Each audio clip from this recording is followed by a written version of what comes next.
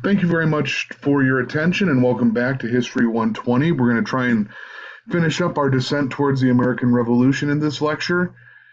As I said before, as I left it last time, we have a period of simmering tensions following the March 1770 Boston Massacre. For the next 3 years, not a lot major is really going to happen, but we're going to have tensions under the surface. That is until 1773. In 1773, the Parliament passes the Boston Tea, or the Tea Act. What the Tea Act does is it essentially is a piece of legislation specifically meant to benefit the British East India Company. The British East India Company is dealing with some major financial issues. They're losing money, they're trying to stay afloat, and one of the things they're dealing with that's causing financial issues is they have imported so much tea into England that they have literally warehouses of tea that they can't get off their hands, that people aren't buying, and they need to find a way to turn that tea around to sell it off quickly in order to make a profit and stay afloat. So the Tea Act, passed by Parliament, says that the company no longer has to take any tea that they're going to ship to the New World and stop in London with it. They don't have to warehouse their tea in London prior to shipping it off to the New World. They can directly import that tea straight from the tea colonies of the Southern Pacific and Southeast Asia straight to American ports of call. The colonists still have to pay a tea tax on that, but essentially any duties that the British East India Company faced will be waived by Parliament, or they'll be refunded by Parliament. It means that the company itself is not going to be taxed in order to promote their business and promote the sales of their teas. We're going to return to Stamp Act style protests from the 1760s, boycotts, rioting, protests in the street, but most importantly, December 16, 1773, a group of concerned colonists led by the Sons of Liberty, some of whom are disguised rather poorly as Native Americans, will descend upon Boston Harbor, and they will empty chests of tea from a tea ship directly into the waters, destroying that cargo because no one had agreed, no one had signed for the tea, no one was going to sign for the tea. It had not been unloaded for several days after arriving. And so the tea will, thousands of pounds worth of tea will be destroyed, dumped directly into the harbor as a protest. People will cheer, and word of this most recent protest will get back to Parliament in the timely 6 weeks or so that it always takes to get news across the North Atlantic Ocean. Because of this most recent direct assault on British commerce by American colonists, we have the Intolerable Acts passed, or as they're also known, the Coercive Acts in England. Essentially, it's time to punish the colonies. These spoiled brats have been acting in a poor manner. They have not been acting the way that good colonists should act. Good British citizens should not act in this manner. So what we're going to do is we're going to pass several acts in Parliament directly meant to punish Boston and Massachusetts, but also the colonies as a whole. The Port of Boston Act will close the Port of Boston until the tea is paid for. In a major shipping community, this is going to put thousands of people out of work who work in any trade related to international trade. So people making rope, people making ship supplies, sailors, people who are paid to unload boats, people who sell these goods are going to go out of business until the Port of Boston pays for the damaged tea. The Massachusetts Government Act will revoke the colonial charter of the colony of Massachusetts. Essentially, what this does is we're talking about taking away the civil government of the colony. Now, the colony will be ruled by a British appointed governor who will appoint anybody he desires or deems necessary to the enforcement of the laws. The legislature will no longer exist, and it will be colonial government by British government fiat. The Administration of Justice Act will be passed as one of the intolerable acts. All Massachusetts officials subject to trial for breaking the law will be put on trial in England. This means that if you're questioning whether or not if the governor of Massachusetts needs to be brought on trial, he will be tried before a British court assigned by the British government. He will not face a trial of a jury of his peers in the New World. While technically the legislation says that the expenses of appearing as witness on such a trial in England will be reimbursed, it doesn't say anything about lost revenues or wages.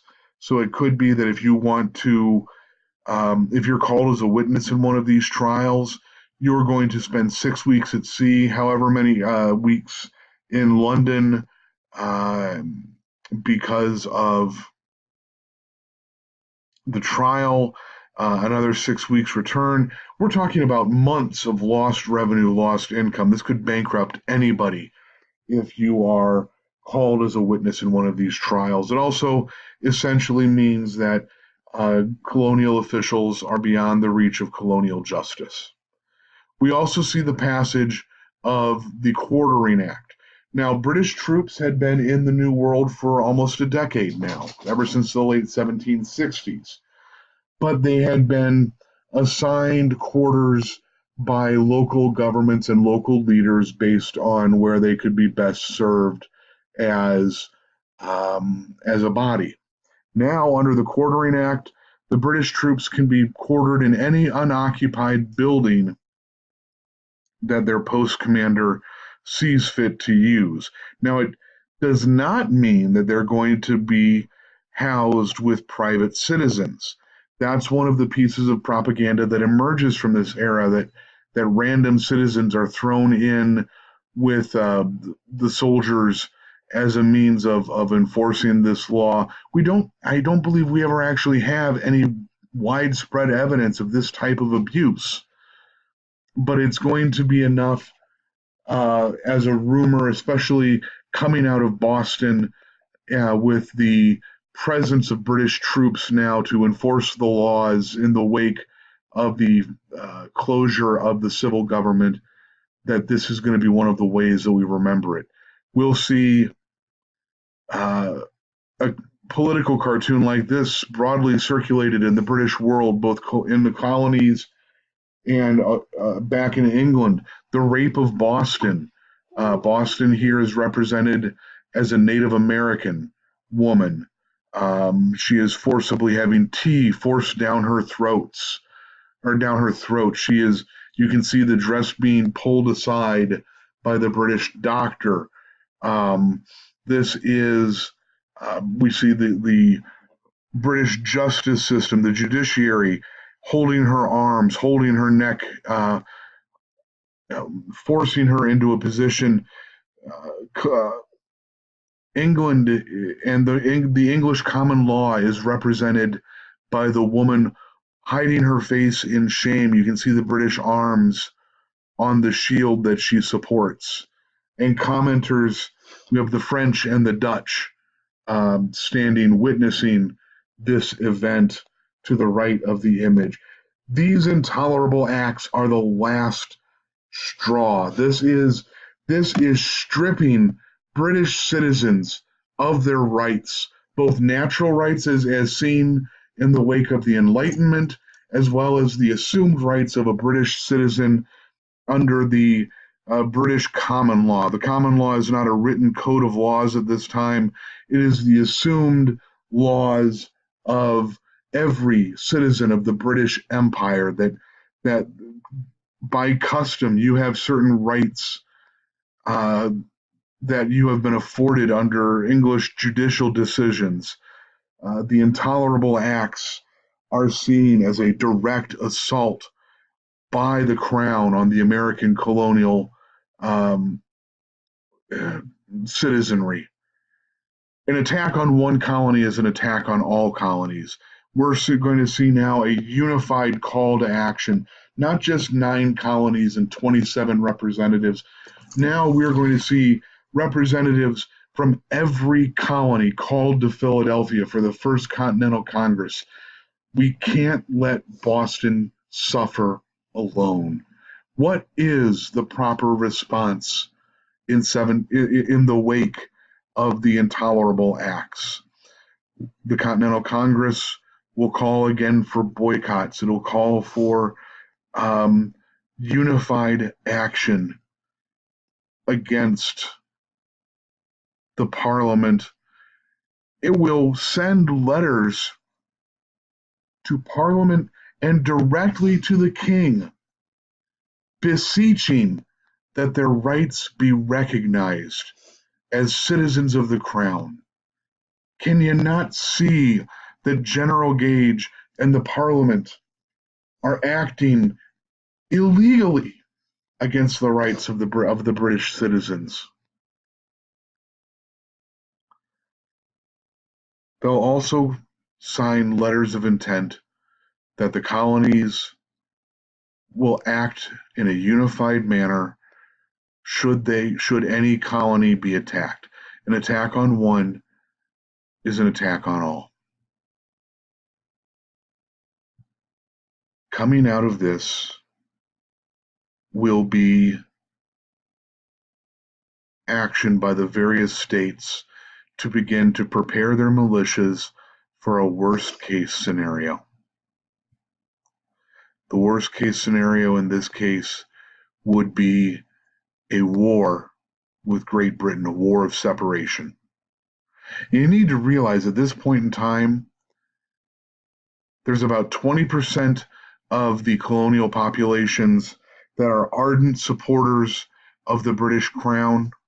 There's about 20% of the colonial population that are ardent supporters of the creation of a United States or United Colonies of America and a separation, no matter what the cost,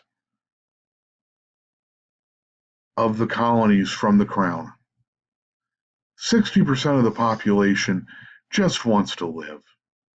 60% of the population just wants to have 3 hot meals a day and some form of income that they can get through. They don't care about great political questions. They just want to be left alone. Unfortunately, over the course of the next year, events are going to get hairier and hairier. The city of Boston is under siege by British troops who patrol its streets. The colony of Massachusetts itself is, honestly, we have Boston as a British bastion on the seacoast, and the rest of the colony of Massachusetts acting under its own government. Tensions are rising. The Massachusetts militia, the militias of the surrounding states, Connecticut, Rhode Island, Vermont, are meeting on a more and more regular basis. The militia isn't now just the promise of one weekend of parading and manual of arms and marching around on the town common in case you're attacked by the French. Now men are reporting for militia drills on a regular basis so that they can take on the British Army should they march out of Boston to enforce the intolerable acts. The colonies themselves will begin to set aside powder and lead in order to defend themselves in armories at various locations. They'll maybe a couple of artillery pieces might be taken out of Boston or off the Boston Common and secured in the city of Concord in order to make sure that there's a little bit of artillery on hand, or that the British don't have artillery to fall back on to take from the colonists. For months, General Gage and the British leadership in Boston had planned to try and find a way to seize the arsenal at Concord, Massachusetts.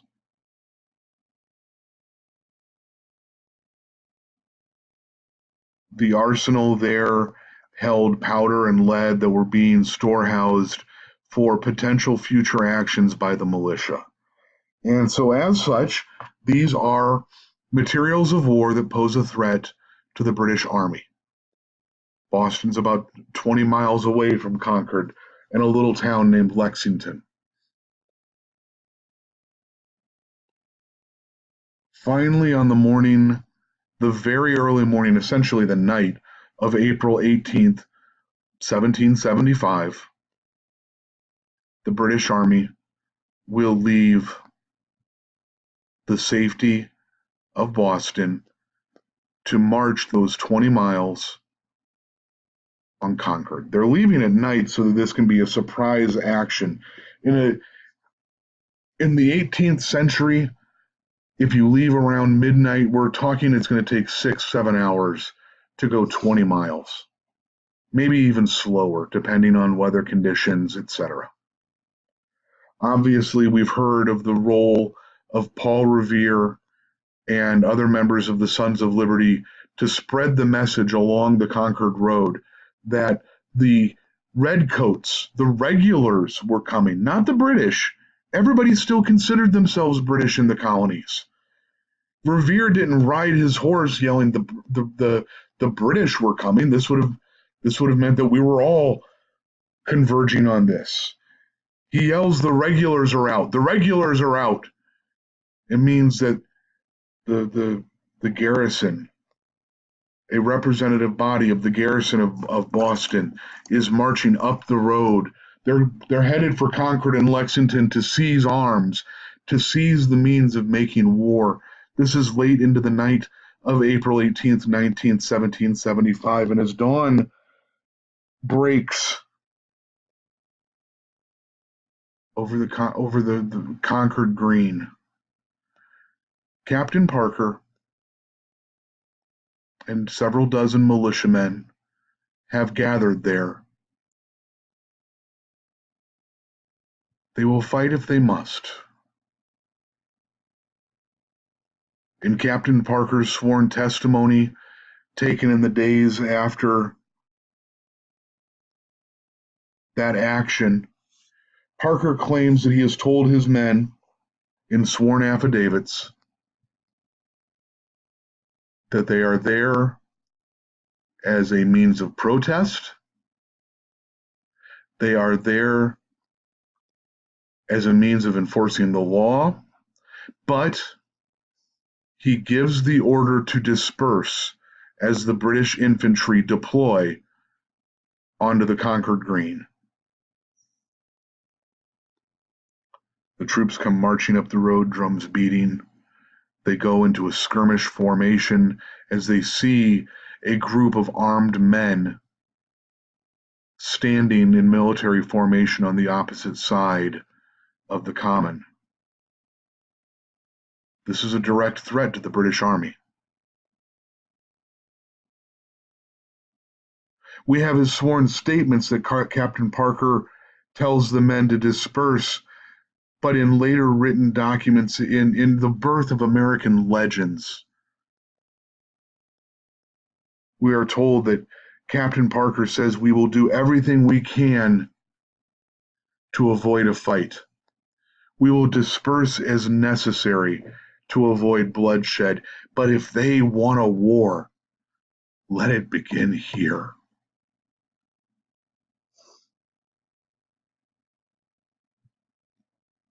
And again, we don't know what happens. We know that some of the British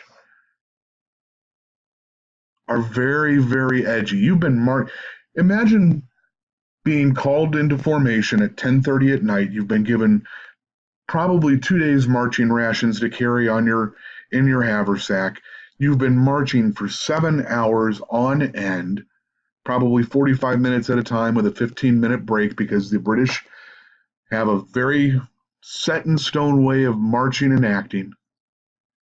And now you have reached your destination only to find squalid, rabble-rousing militiamen standing there holding their arms.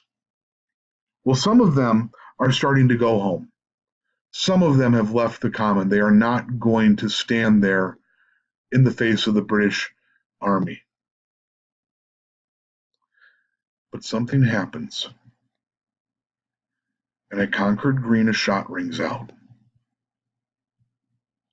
And despite the protestations of the non-commissioned officers and the protestation of the British officers leading those troops deploying onto the green,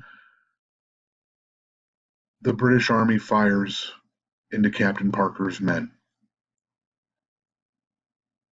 And blood is shed again on that field. But it's not going to be like the aftermath of the Boston Massacre in 1770. The British Army will march on to Lexington, and they will tell the Lexington militia to disperse. And again, shots will be exchanged. Now the Americans fire back. And the British realize that they are not going to get the guns and the lead and the powder that they have been sent out after, and that the best possible action they can do is to turn around and march back into Boston. They have already spilt colonial blood. So far, they've been lucky. There have been no British fatalities. That is going to change very quickly. Because once word is spread that the regulars have fired on the militia at Concord and at Lexington, every man that can carry a musket is going to run out to meet them. And the militias from the surrounding towns will put down their plows. They'll put aside their pens, and they will chase the British Army all the way back to the city limits of Boston. They will fire at will and at random from the roadsides directly into the British Army all day long. For hours, they will snipe and snip at the British, forcing them to respond, forcing them to fire into the trees. This is one of the few instances. We all like talking about the American Revolution, and especially this period of the war, as Americans hiding, fighting what they referred to as an Indian style, fighting in a guerrilla war against the British Army, hiding behind trees, hiding behind stone walls. This is really the only day of the American Revolution where that happens. After this day, after we have fought and sniped and snipped and shot at the British Army as they retreated into the city, we're going to fight on their terms. We're going to try and fight like a regular organized European army, but not on this day. We will take our revenge for Concord and our revenge for Lexington from behind every wall and tree and wood pile that we can find. By the end of the day, the British Army is not relegated to Boston because they don't want to leave. By the end of the day, Boston is besieged by thousands of American militiamen from all over the state of Massachusetts, with more coming in all the time, with men coming from Connecticut and Rhode Island and Vermont and New Hampshire. By the end of the day, by the setting of the sun on April 19th, 1775, the American colonies are at war with their mother government. And from that day on, a revolution is at hand. We'll talk about that more next time. I hope everybody has a great weekend. Actually, this is going to be our last lecture before spring break. I hope everybody enjoys pardon me, wrong school. Please ignore that. I'm teaching at South Dakota State online. They're going into spring break next week. We're going to have an exam next week. Woohoo! I will get a review sheet for the exam posted quickly. If anybody has any questions, please let me know. I will talk to you before the exam. Have a great day.